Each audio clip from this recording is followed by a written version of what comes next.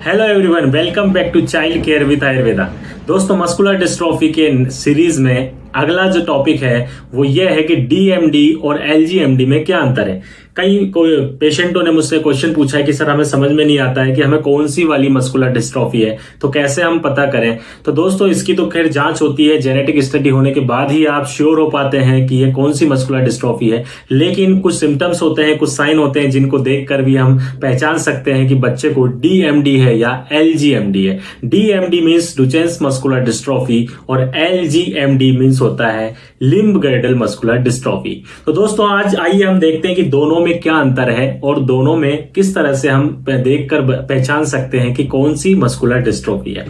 तो पहली बात कि डीएमडी यह बीमारी केवल लड़कों को होती है, लड़कियां इसमें कैरियर का काम करती हैं। मीन्स इस बीमारी में केवल लड़के अफेक्टेड होते हैं, जो प्रॉब्लम्स आती हैं वो केवल लड़कों को ही आती हैं।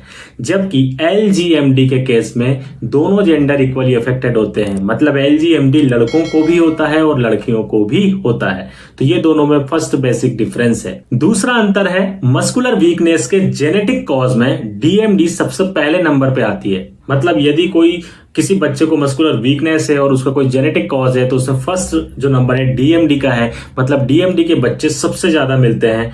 और एलजीएमडी का जो नंबर होता है वो चौथे नंबर पर यह बीमारी आती है। तीसरा अंतर है कि डीएमडी फेटल है, खतरनाक है, घातक है।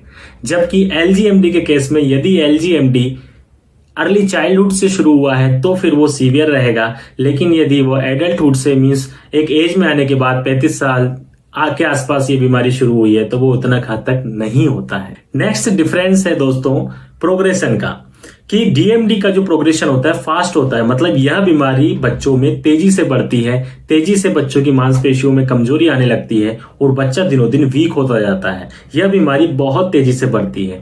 जबकि यदि मैं बात करूं आपसे एलजीएमडी की, तो एलजीएमडी में फिर से वही दो सिचुएशन है कि यदि ये चाइल्डहुड अवस्था से शुरू हुआ है तो यह भी फेटल होगा, तेजी से प्रोग्रेस करेगा। लेकिन यदि एडल्टहुड अवस्था में यह बीमारी हुई है तो उतना तेजी से यह बीमारी नहीं बढ़ती, धीरे धीरे यह बीमारी बढ़ती है।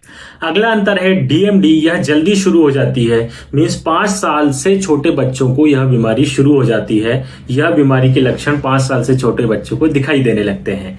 जबकि एलजीएमडी के केस में दोनों ही तरह की सिचुएशन होती हैं। चूंकि एलजीएमडी चाइल्डहुड अवस्था में भी हो सकता है, एडल्टहुड अवस्था में भी हो सकता है, इसलिए यदि एक बच्चों को होता है तो यह 8 साल, 9 साल, 10 साल के बच्चों में भी देखने को मिल सकती है। इसके अलावा ये एडोलसेंट अवस्था में भी देखने को मिल सकती है या एडल्टहुड अवस्था में भी देखने को मिल सकती है। तो दोस्तों, इस तरह से आप देखेंगे कि डीएमडी और एलजीएमडी में ये 4-5 बेसिक डिफरेंस मैंने आपको बताए हैं।